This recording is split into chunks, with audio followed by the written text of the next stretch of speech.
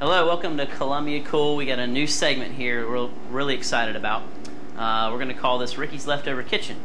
I've seen a lot of different cooking shows around town, different news stations. I've done a couple different ones in the past, and you're always kind of struggling to come up with what's the right thing to do. What's the right show? Do you do something that's healthy cooking? Do you do something that, oh, it's a fancy dish that you see at a restaurant that you can do at your house? And we came up with this. It's a way for us to take what you have in your refrigerator, turn it into something. So these are things that you're just as likely to have in your refrigerator as we are to have in our coolers here at the refrigerator, at the restaurant, excuse me. So we're going to start off with something that I'm sure a lot of people have left over, and that's leftover barbecue. This is just a pretty straight pulled barbecue that was cooked off.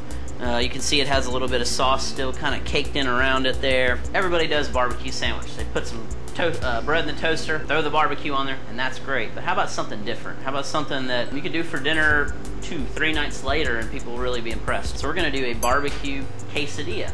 Some real simple ingredients. Here's just some shaved white cheese. Now this is a manchego cheese, but jack cheese would work. Provolone would certainly work. Got an onion. Everybody's got an onion hanging out somewhere, right? We got a big tortilla here. You don't need a tortilla this big. You can have one half this size, but you want to make sure that it's a flour tortilla. Definitely want to make sure it's a flour tortilla. We're going to take our onion, and I'm just going to slice it a little bit. Little thin slices. If you don't like onion, leave the onion out. And you're wondering why I'm using such a big pan here for onions. Well, we're going to use this same pan for our quesadilla. And if you're cooking leftovers at home, there's no reason to use more pans than you need. So we're going to saute this onion off.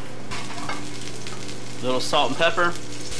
And all we're doing here, is we just want to soften the onion up because you don't want a crunchy onion in the middle of your quesadilla. So we're going to let this go just where these start to caramelize a little bit. All right, we got our onions softened up.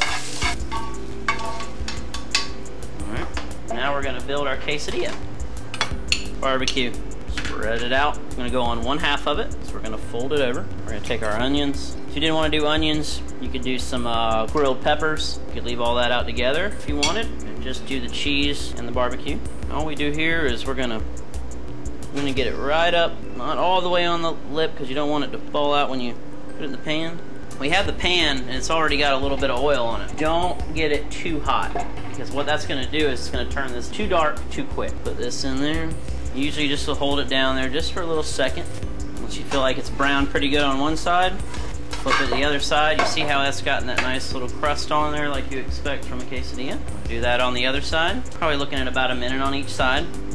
Transfer it here. And then we're just going to go into an oven and put that on about 450. All you're doing is making sure it's hot all the way through. So 450 for about 3 or 4 minutes, 5 minutes at the most. Should be good to go. All right, quesadilla's been in there for 4 or 5 minutes. The oven we go. We're gonna set this aside for 1 minute. Sour cream, and you can just go straight sour cream, or if you happen to have a little bit of cilantro, perfect choice.